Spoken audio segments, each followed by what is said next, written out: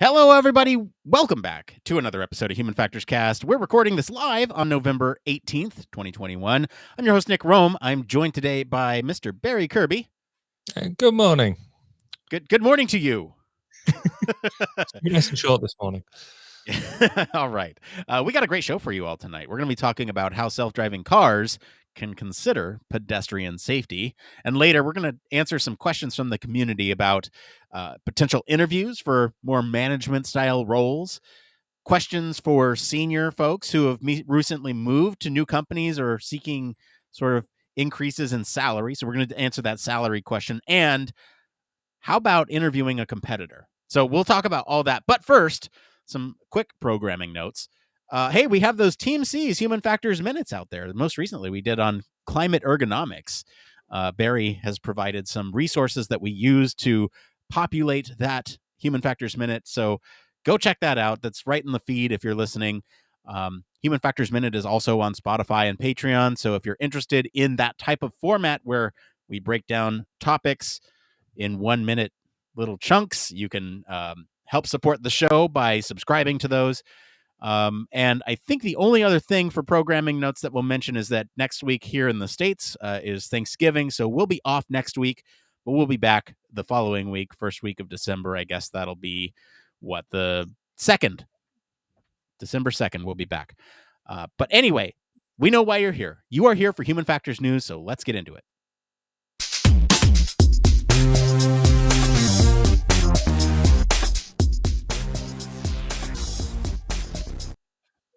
That's right. This is the part of the show all about Human Factors News. Barry, what is the story this week? This week, we're talking about making self-driving cars more human-friendly. So automated vehicles could be made more pedestrian-friendly through the applying of neuroscientific theories of how the brain makes decisions to automated vehicle technology to improve safety and make them more human-friendly. Researchers have set out to determine whether a decision-making model could predict when pedestrians will cross the road in front of approaching cars, and whether it could be used in scenarios where the car gives way to the pedestrian, either with or without explicit signals. This prediction capability will allow autonomous vehicles to communicate more effectively with pedestrians in terms of its movements in traffic and any external signals, such as flashing lights, to maximize vehicle flow and decrease uncertainty. The team used a virtual reality pedestrian simulator to analyze trial participants in different road crossing scenarios. As predicted by their model, the researchers found that participants added up over time the sensory data from vehicle distance, vehicle speed, acceleration, as well as communicative cues. This meant that their model could predict if and when pedestrians would be likely to begin crossing the road. So, predicting pedestrian decisions and uncertainty can then be used to optimize when and how the vehicle should decelerate and signal to communicate that it's safe to cross, saving time and effort for both. So, Nick, what do you make of that? So I'm a big VR nerd. I love the fact that they're using virtual reality to test this theory in a situation that could be potentially dangerous. This is something that I think we'll see a lot more of as virtual reality technology becomes more mature. It's already kind of there, and we can actually use it to test in some of these environments in which it is like potentially more dangerous, right? You don't want them engaging in risky behaviors where they could get hit by a vehicle. And so I think this makes sense from that perspective. I think this article just in general is a good springboard to kind of talk about some other things. And we've been using articles over the last couple of weeks to use as a springboard to jump into deeper discussion, and I'm excited to get there. But I want to know your thoughts. What are your general thoughts on this article? So, when I first read the article, I was like, well, surely, and I think we've done a couple of articles like this before where you sit there and go, well, don't we know this already? Isn't this already sort of there? So it can be seen as quite simple stuff, but it does show just how many almost basic gaps there are in our knowledge, that, or say knowledge that we just take for granted. That to develop AI in transport and in other domains, that we're going to have to do a lot more work in filling these holes with good, solid research. So I think it's really good that they've used that they're using things like this to create a solid baseline for future development. But like you say, I really like the idea that they're using virtual reality to take people out of harm, but to be able to predict, to be able to use that to gather data in risky situations. There is some thoughts there about, is there a difference between the data they gather there and what they will gather in real life? But short of putting people in front of dangerous situations, I think you're going to struggle to do that. And there has been a fair bit of work done to sort of prove that people, if they're using a VR environment, that they will, they'll act in the way that they would do in real life. So we use that in training quite a lot already. So it's, yeah, just the size of the simulator as well must be amazing. But yeah, as you say, let's talk about some of the main elements of what we could talk about. So where would you like to go first? Yeah, I think maybe we start with current state of self-driving autonomous vehicles and then maybe jump into sort of the human factors issues as it relates to pedestrians. And then we'll link that all back to the article. So, let's start with sort of what's going on with self-driving cars now. I think the first thing that comes to mind for a lot of people is Tesla. Yeah. And do you want to talk a little bit about what's going on at Tesla right now? Yeah, I mean, Tesla, I think, is pretty much recognized as probably the leader in the market in terms of they've got their self-guided vehicles, the self-drive vehicles, and in many ways that's what they're selling as. And but they've really got that caveat of they're expecting the driver to sit there, hands almost poised around the steering wheel, ready to take control when it goes wrong. And Tesla cars have had some accidents. Um, it's interesting that the Tesla environment at the moment is pretty much like when there's an airline crash. That as soon as there is one crash, then all the news articles, all the Twitter and all the social media goes mad because they're like, oh, they've had an accident. Whereas actually the number of accidents they've had is actually comparatively very small, and a lot of them Yeah. have been because when we were expecting drivers to, be ready to take over, I think we're expecting them to be sat at least understanding what's going on. A lot of the accidents have been where they've been maybe reading a book. In fact, there's been a couple where they've been sat in the back seat, um, and then wondering why they've crashed. And it is still new technology. There was a recent example where the um, Tesla is using like over the air updates, and there is some caution around that about how that works. But it is interesting when you sort of go back to sort of look at it and say, well, actually, we've had this levels of driver support for quite a while. We've evolved from manual gears through to automatic, though we haven't quite fully made that progression in the UK. Cruise control, parking support, and now you're into the lane assist and auto drive. So there is an evolution there. But yeah, I think that's where them sort of bits are. What do you think about the some of the other research? Where do you think that's going? Yeah, I want to take a step back. So when we talk about autonomous vehicles, I think the general public's mind might go to Tesla as the leader, and that's just because of how pervasive their technology is. Right? They're trying to push it. They're testing it in a way that may or may not be safe, and we'll talk about that. But I think everyone thinks Tesla because that's what's out there. That's what's available to people now. I do want to talk just a little bit about the domain to begin with, because I think there are some other really interesting things going on, right? So when you think about self-driving vehicles, I think most people, most companies, kind of boil this down to two core statistics about success of autonomous vehicles, right? One is how many miles has this driven, and that's kind of acting as a way to measure how much data this each company has for training the AI to sort of react to situations in the environment, right? And sort of also how much investment that company has put into self-driving cars on the road.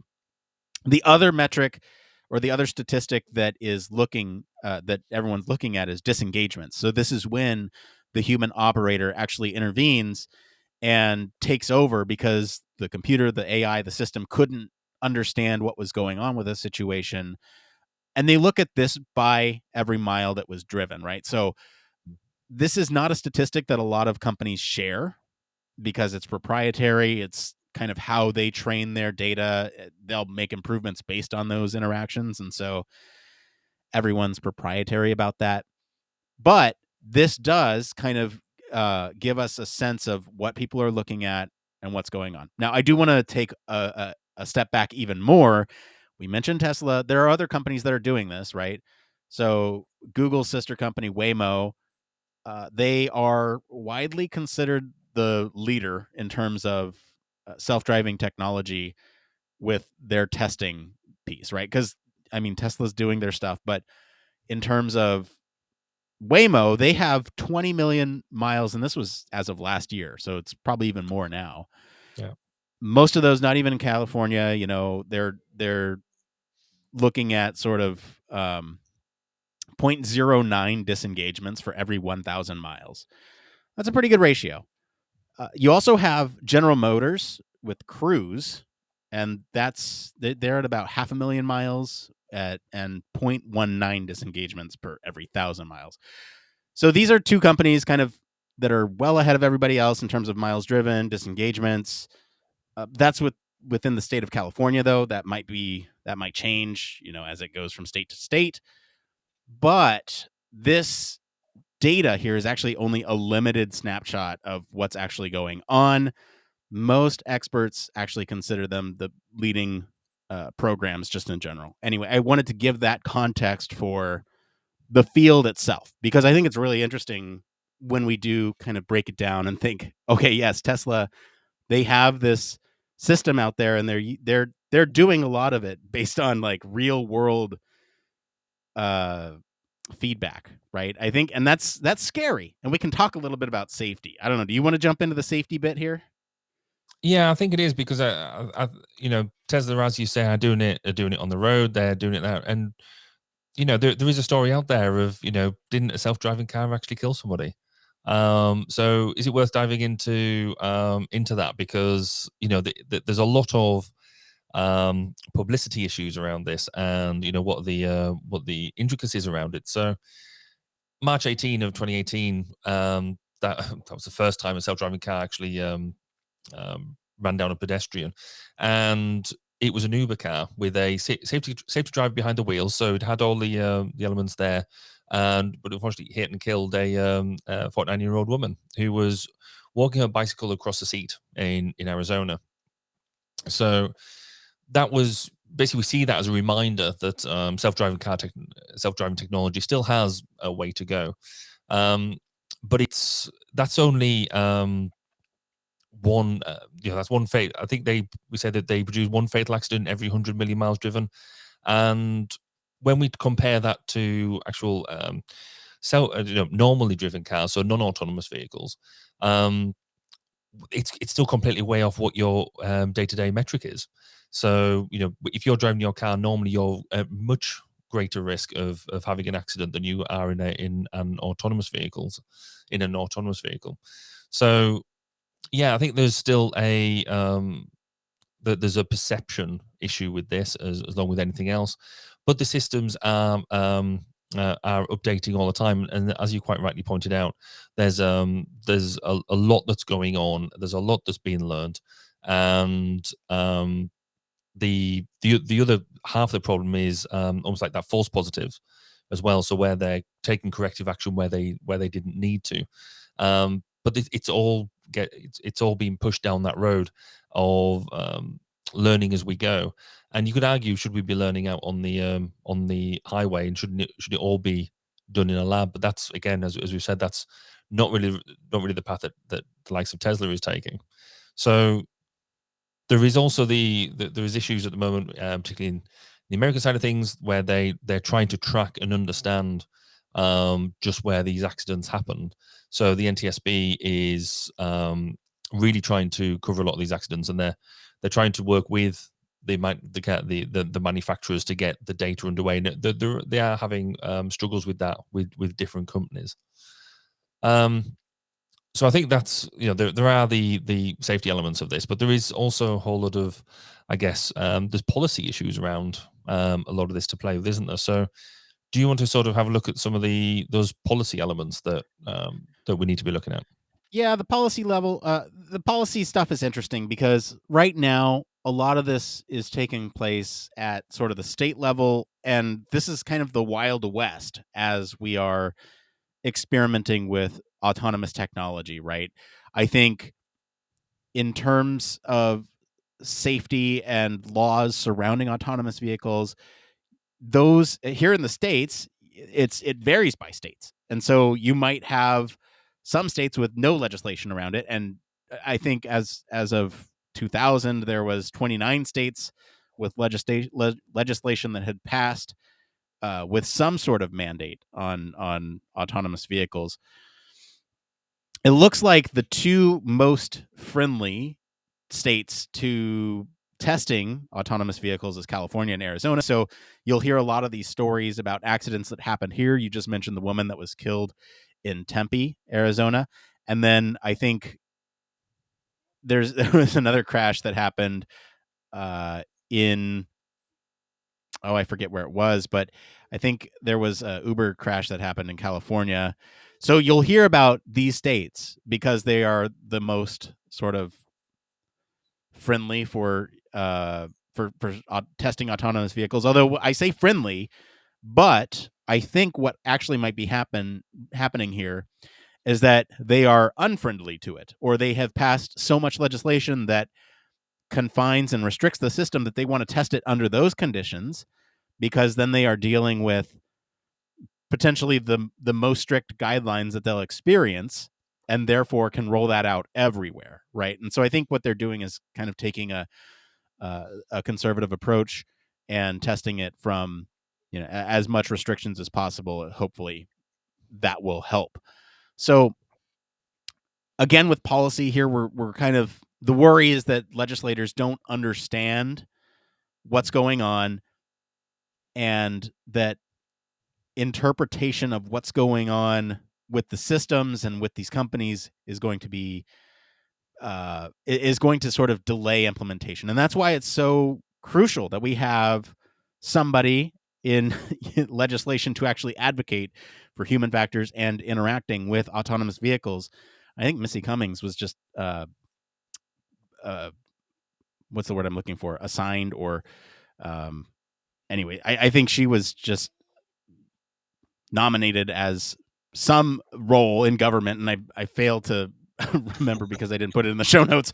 But I think something like that is helpful, to have somebody who is intricately involved with human factors and understands autonomous systems and can act as a liaison for communicating that with lawmakers, legislators. And I'm talking from the state side, right? Ultimately, policy should shape whether or not self-driving cars are good or bad for the environment. We talked about climate ergonomics, mentioned it at the top of the show. We just did a Human Factors Minute on it. Barry, you've brought up the Chartered Institute of Ergonomics and Human Factors. They have that white paper on it. You gave a presentation on it. It's really important, right? And so as we're thinking about self-driving cars, the social costs of carbon emissions and all that stuff is also very important to consider. Yeah. And then ultimately, the bottom line here is that transportation policy doesn't do much of anything for the social costs of driving. And that's a problem. It's going to get worse unless we actually do something about it. Yeah. That's a lot of information. We just covered so much there. I want to make sure that we have a chance to go back and touch on anything if we missed anything. Is there anything that I said that you want to comment on? Not really. I think like I said, we've covered a lot of information there really quickly over that side a bit. I think fundamentally for me, there is just still, it is such an exciting space in many ways that the things are happening really quickly and updates are happening really quickly. We're learning some stuff really quickly, and it's going out there on the road, literally on the road straight away. And it's getting that balance, isn't it, between policy, safety, and technology development. So I think it is a case of watch your space, but let's try and do it as safely as we possibly can, but still keep a sensible pace of change. I think that's true of like many technologies that are emerging now that could kind of have ethical or even life-threatening implications, right? So thinking like AI, facial recognition, that type of thing, not so much deadly, but has ethical considerations. Technology is really important, and sort of we want to make sure that we advance at the right pace to make sure that we're matching legislation and that we're matching also the safety concerns with that stuff. Yeah, no, that's absolutely right.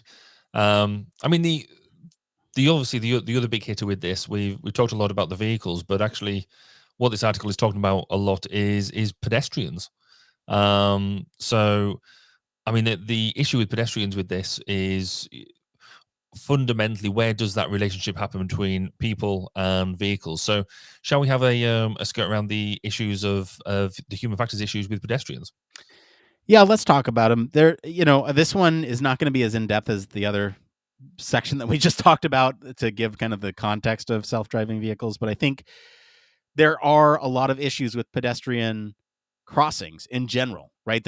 Think about sort of the human factors that goes into a person crossing a street. There's the markings on the ground that you look at. Is it two lines that indicate where you should cross? Is it a series of horizontal lines that indicate a space where it has more visual weight to the driver? Or there are all these things that go into that, right? So then there's also the markings above the road. So how do you indicate to the system that you would like to cross? You press a button that says, I want to cross, and then it gives you a signal at the other end that says, theoretically, it is safe to cross. No car should hit you. Mm-hmm. And so, what do those signals look like? And then how do you make that accessible? How do you make sure that people who are vision impaired are able to cross these intersections? Well, then you add auditory cues. You said cross, cross, and a countdown 10, 9, 8, 7, 6. You also have, wait if it's not safe to cross. Wait, wait, wait. So then you have all this stuff that's going on, and this is just at a very high level here, right? And then you throw in autonomous vehicles to the mix. Or even let's not get to autonomous vehicles yet. You have other humans in 2-ton vehicles that could potentially collide with you. And so then you have the human factors bits of, well, how does a human read all these cues as well? Well, you have the red light that indicates to them to stop. Do not go, or else you will hit somebody who's here. You also have, how do you make pedestrian crossings in a way that is not blind to drivers traveling at speed? So that way they can see you. And then also you have the interaction between cyclists and pedestrians and vehicles, and it just gets very complicated very quickly. Yeah. These are all discussions about formal crossings. This is, in every sense of the word, the environment telling you it is okay to cross here. That doesn't even get into other things like what happens if you cross in a place where you're not supposed to, which is why that woman in Arizona died, because that system was expecting to anticipate those types of interactions at a crossing where it is clearly marked, but she was crossing in a place where there were no markings. And so the car wasn't anticipating that. And how do you, it's just this massively unfortunate event that the system didn't understand. The driver wasn't paying attention and couldn't intervene in time. There's a lot going on. I'm going to stop. I'm going to let you talk for a little bit, Barry. Yeah, I mean, I just want to dig into that bit about the different environments a bit more as well, because you're right. All of these autonomous vehicles, it's a system, isn't it? So they rely on systems, systems understanding to break down what they expect and when. And you can argue that actually in the center of towns and in the center of cities particularly, that's easier because you do have laws and regulations around it, and you expect people to cross at the appropriate place. It's rare, except on movies. I've noticed that they always dive out in front of cars and across traffic and things. So as long as you're not in a movie, you're fine. So you have the formal crossings, but you've got different environments. So in towns, and when we've been to the States in the past, there's lots of smaller suburb areas that don't have paths on them because they don't actually expect people to walk anywhere. But if you're actually walking on the road or something like that, and the cars, cars are not expecting you to be there, how do they know that you're there? How do they recognize that you're there when the edges or the delineations of the road aren't as formal as they are in a built up area? So there's all them sort of bits, and as you quite rightly say around cyclists, I rarely hear anything being talked about in the autonomous car space around cyclists. It's always pedestrians and pedestrians and cars. Cyclists are almost a law unto themselves, and so how do we interact with them when they don't? They act in probably a more unpredictable manner than quite a lot of other people, because they're on the road, they're a participant user, but they're also probably much quicker and much nippier than a pedestrian would be. So, I mean, interesting piece of legislation that seems to be coming around at the moment, and I've got to give a bit of a hat tip to Professor Paul Salmon for pointing this one out, is that the legislation is coming about to have cyclists and pedestrians having some sort of beacon on them, so some sort either a Bluetooth beacon or a wireless beacon or whatever on their person, so the autonomous car systems can recognize that they're there, and it will be sort of a mandated idea and that type of thing, which is great. Really like the idea, except for, as a short-term fix. I get that. Whilst the systems aren't good enough to necessarily do all the recognition for all the use cases, let's have a simple system in place to make it happen.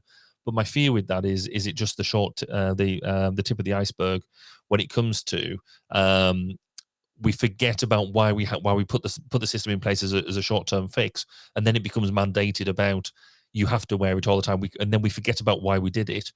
Then suddenly somebody gets ran over or has an accident or something, and they weren't wearing the beacon, and suddenly it then becomes the victim's fault for not Yeah. for not wearing it when actually we take the foot off, literally the foot off the gas of the development for the cars.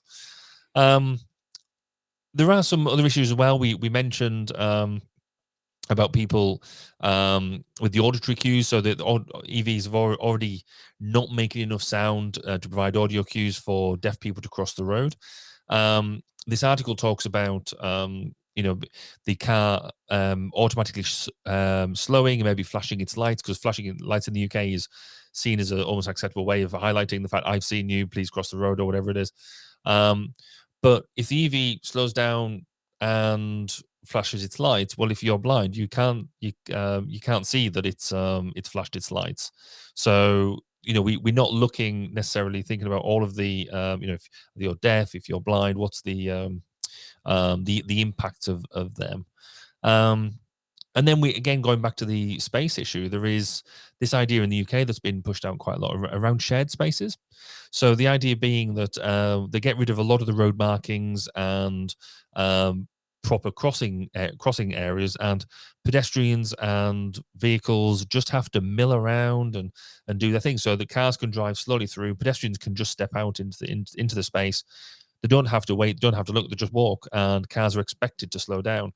And that's all based on psychology. And then you're meant to, if the pedestrian will make eye contact with the driver because the driver is driving slower, in the theory that the driver then makes a human contact with that person, with the pedestrian. So things, oh, actually, it's not just a pedestrian, that's somebody. I better not knock them over. So they slow down and they sort of negotiate. And there's places like Brighton and Gloucester where they've got that. If we've got these sort of systems in play, how's that going to work? Would the autonomous vehicle always have to be subservient to the people? So then shared spaces wouldn't work. What they wouldn't really work in that way, because we would have to talk about what does priority really mean. So Right. you're right. There is a lot to dig into with the human factors issues with pedestrians. I think in some ways they're generally a little bit easier, because fundamentally we're all about protecting people. We want to make sure people are safe, and that's always pretty much going to be that standpoint. But there is a lot of, I mean, if you're a human factors practitioner in this field, I think that's where there's going to be a lot of rich pickings, isn't there? Oh yeah, yeah. Certainly have some sort I'm looking for some job security in that sector. Yeah. Yes, you're not right. So, yeah, let's tie this back to the article, right? So I think we're talking about here this basically a new model of decision making that they have come up with as a way to sort of understand or predict pedestrian behavior as they're crossing the road, and they're using it to test it for autonomous vehicle development. And once again, they're kind of using virtual reality as the method for the environment to test whether or not this is in fact safe, right? And to see if the model is working in the way that it's predicted, and it does. We want to talk about some examples here just from the article so that way we can get through it. Yeah, so I mean, they had, in fact, they had a number of different scenarios that they were using, but they like I said, they all use different behaviors of whether they flash the lights, whether they slow down, and things like that. But fundamentally, in every single example they used it to gather that data, um, and their model, which they called, well, they called it a drift diffusion decision making model. Now, when talked about drift diffusion, I assumed we were going to be talking around some some sort of Fast and the Furious film, because they like the whole drifting and things, don't they? But apparently not. But the all the examples that they use showed that actually this model works really well.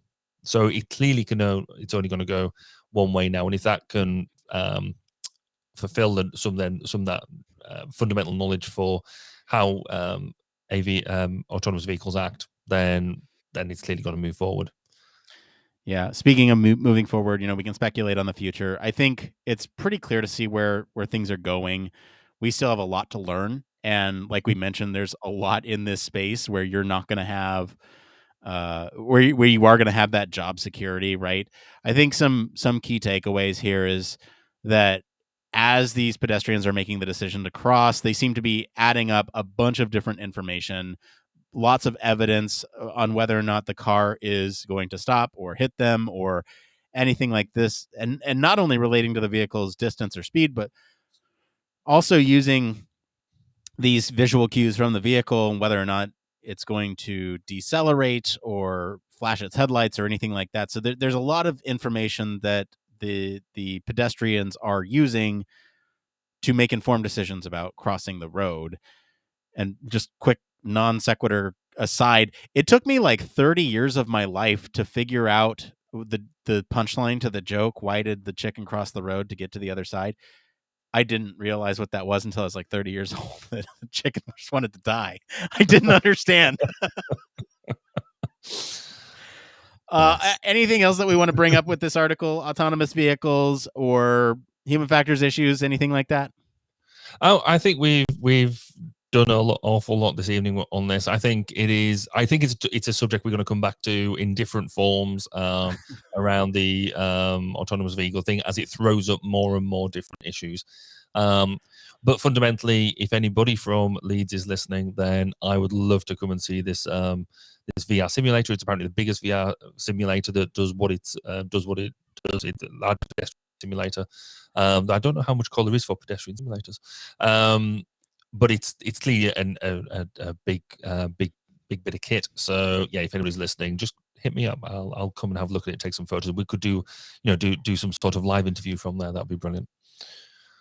It always ends up being the shows that we struggle with in the show notes that end up being the best episodes.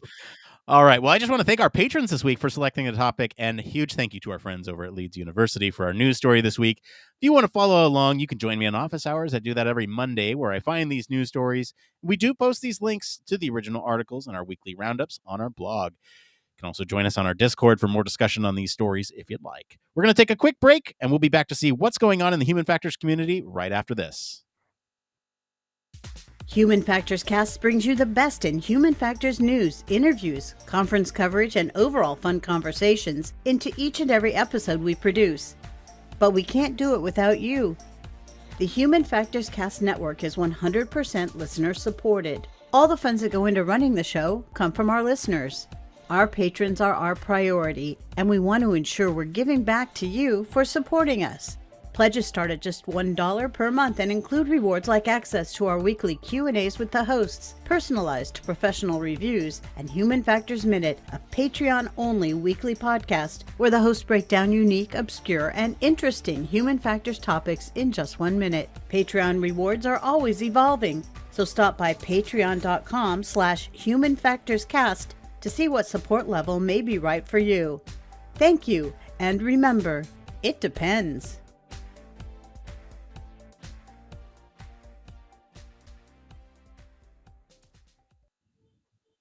Yes, huge thank you as always to our patrons for picking out these news stories. And we especially want to thank our honorary Human Factors Cast staff patron, Michelle Tripp. Patrons like you keep the show running. Thank you all so much for your continued support. Speaking of patrons, I understand that some of you have been asking where Blake has been. Blake is still around, and he's actually in YouTube chat right now. He says, "Great show, gents." And if you want to hear more from Blake, you can always become a patron, and we do have Human Factors Minute. He is still working on those Human Factors Minutes. So if you want to hear more from Blake, you can join us over there. He will be back. But yes, I've been told... if I let him back. This seat's quite comfy now. If Barry will let him back in. Hey, there's enough room for 3 people or more people on the show. Yeah. Yeah, I do want to mention Human Factors Minute. It's something that we put together on a weekly basis. We are always coming up with new, interesting, exciting topics for you all. If you are a subscriber to our audio version, you have likely heard Human Factors Minute in your feed. Now, with the Team C's effort that we have going on, there's more like that on Patreon, and we're on Spotify now too. I guess our treasurer says to plug Spotify at some point. So we're there. It's a paid thing you can do.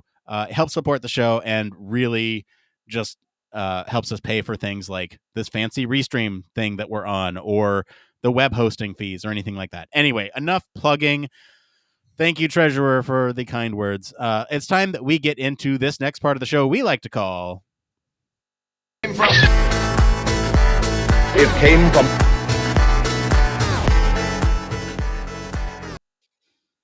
Yes, it came from. This week is all about Reddit, and we got some really fun ones this week. This is where we search all over the internet to bring you topics that the community is talking about. If you find any of these answers useful, give us a like wherever you're at to help other people find this content.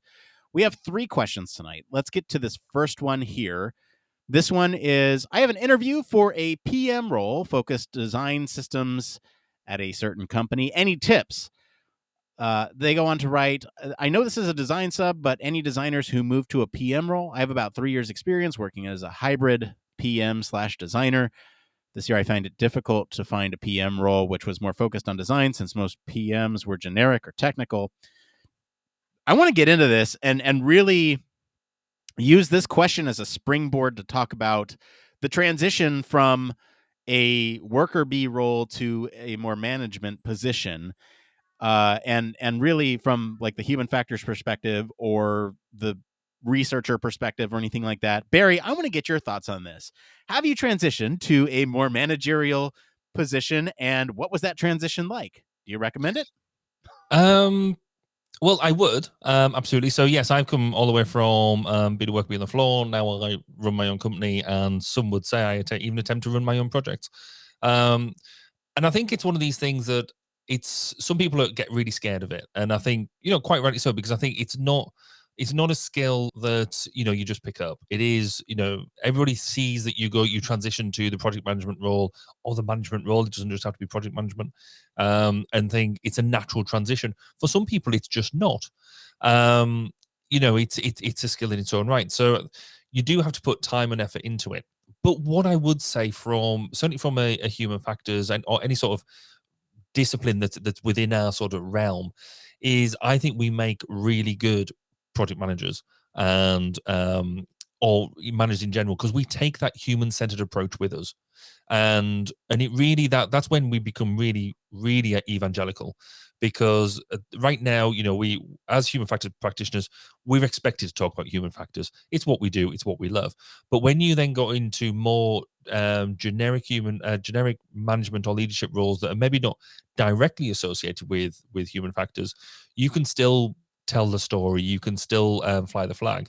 And that's where I think actually we become really effective. I've seen some really great people move out of the human factors domain. They've gone in to do different things, almost new things, but they take that human factors approach with them, and I think it just works really well. What about you, Nick? What have you got experience of moving into that project management domain and taking off the or putting on the mantle of senior management?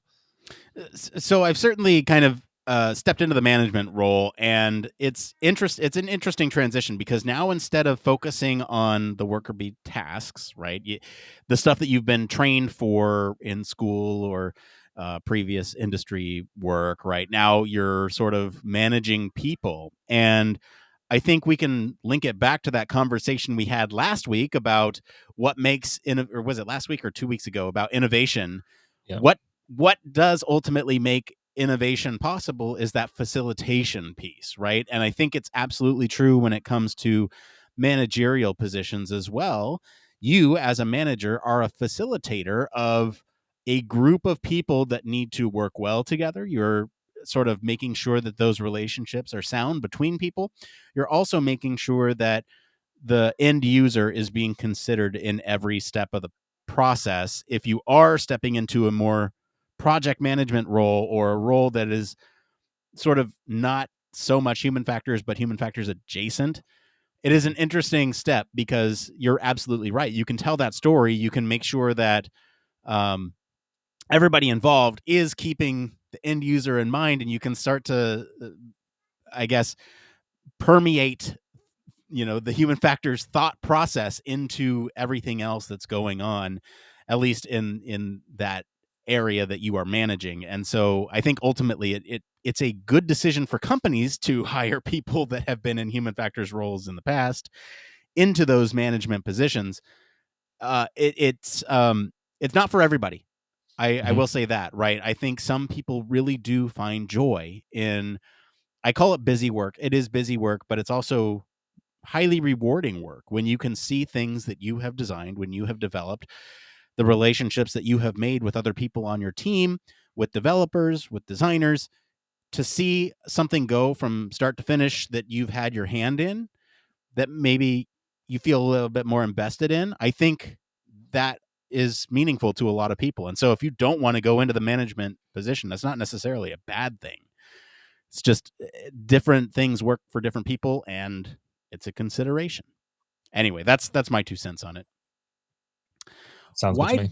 Yeah, why don't we get into this next one here? This is a question for senior designers. I'm going to extend that to researchers, human factors practitioners who have recently moved to a new company. Are you seeing upticks in salary due to a hot job market?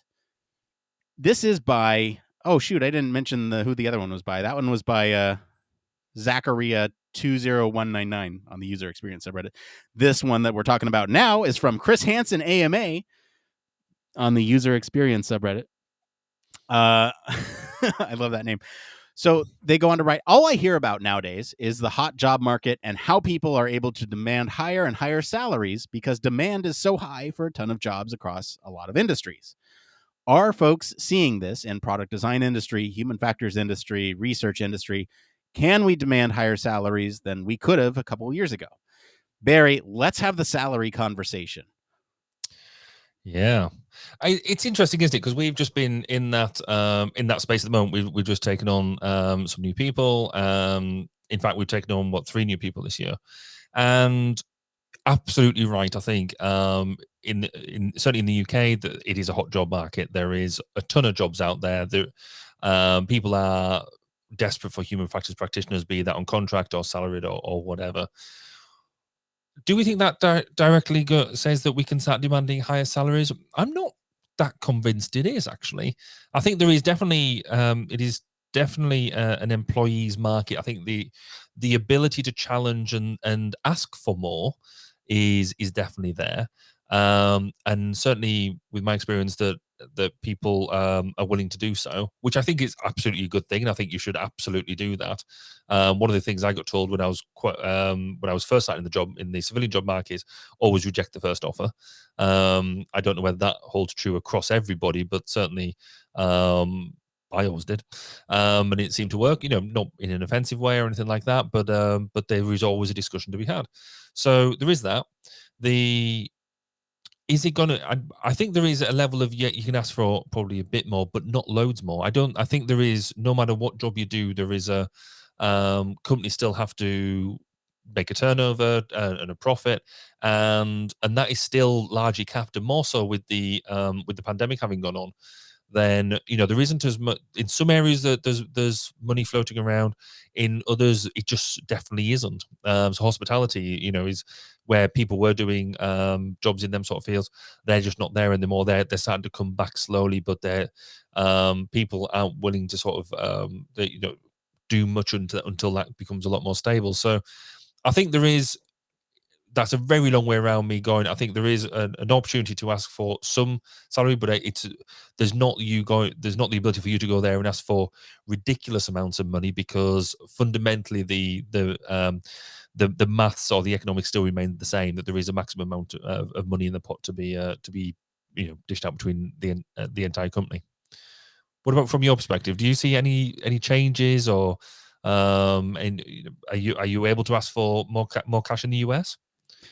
Yeah, I think this is an interesting question, because I don't necessarily think the question here is about what the salary is. It's about how do I know what my worth is? Mm. And that's how I'm reading it. And I think that's a really important question, right? Somebody who's just out of college, just got their human factors degree, may not know how much they're worth. And that is an important thing to know, because you could get lowballed. Somebody could hire you for something, that is completely lowballing compared to your cohort, right? And so my advice for this is normalize talking about salary. Understand what people who have similar skill sets to you are making, because then you have that negotiation piece at the table. And if you are approached by a company with an offer that is not within that range, then you can come back and say, I was actually hoping for something more like this. Based on my own research, this is kind of what I was expecting. And it gives you, as a potential prospective employee, the tools to negotiate that salary. Now, obviously, there's a lot that goes into whether or not to accept a job offer, the benefits, the bonuses. The base salary is certainly kind of the biggest factor, but the happiness that you would experience on the job is also part of it. How you would work with the team, these are all factors that play into it.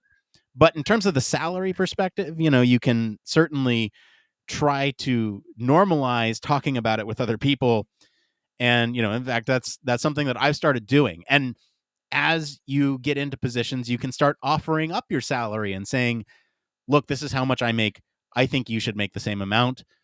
Start normalizing talking about it, because I was in a situation where I was grossly underpaid and I didn't realize it until I started talking about it with others. And so now I always offer that information out there first to make others feel comfortable about sharing theirs with me. So I can say, look, here's how much I make. How much do you make? Let's compare notes. Is this right? And then again, it's just more bargaining power that you have to bring to the table later. Okay. Anything else with salary?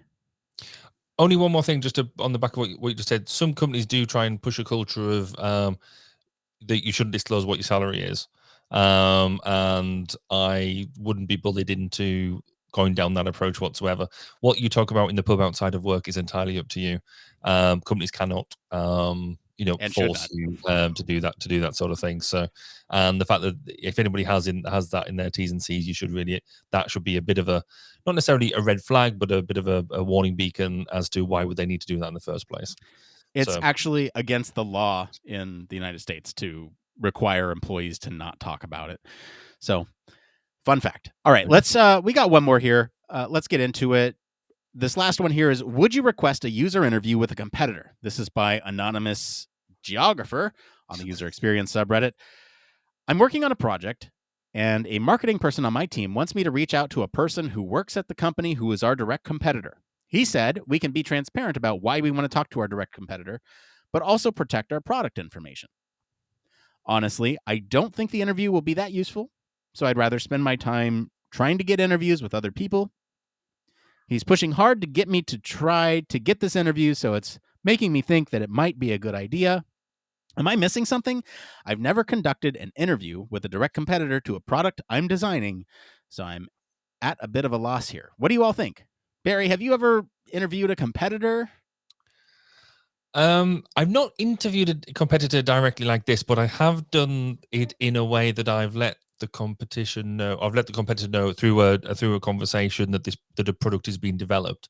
And when I read this, I thought this is the marketing person trying to get into the head of the competition, of letting them think that you're developing something that maybe that they don't know that you've got, or basically just getting the competition worried. Which may or may not be a good idea. Obviously, it depends on the product, depends on your maturity, and also product maturity and things like that. So it could be going down that route. It could also be looking about, would that direct competitor give up some little gems about their product that when you sort of turn around and say, well, have you used this product? Well, we've got our product and ours does X, Y, Z, which if they see that as big hitters, then you could take that as I guess, material to then include into your own product.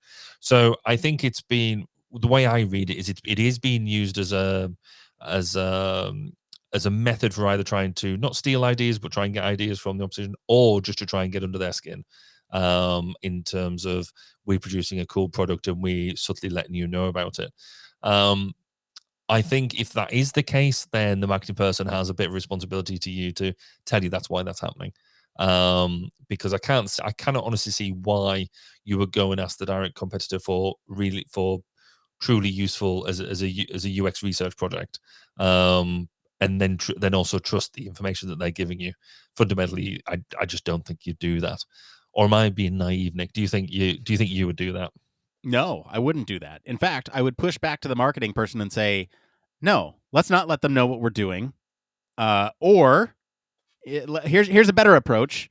You ready for the better approach? Why don't you interview users that are using that product and ask them questions? Because that is ultimately the user base that, as a marketer, you are trying to reach, is it not? Because as a competitor, you want to steal those people that are using the other product.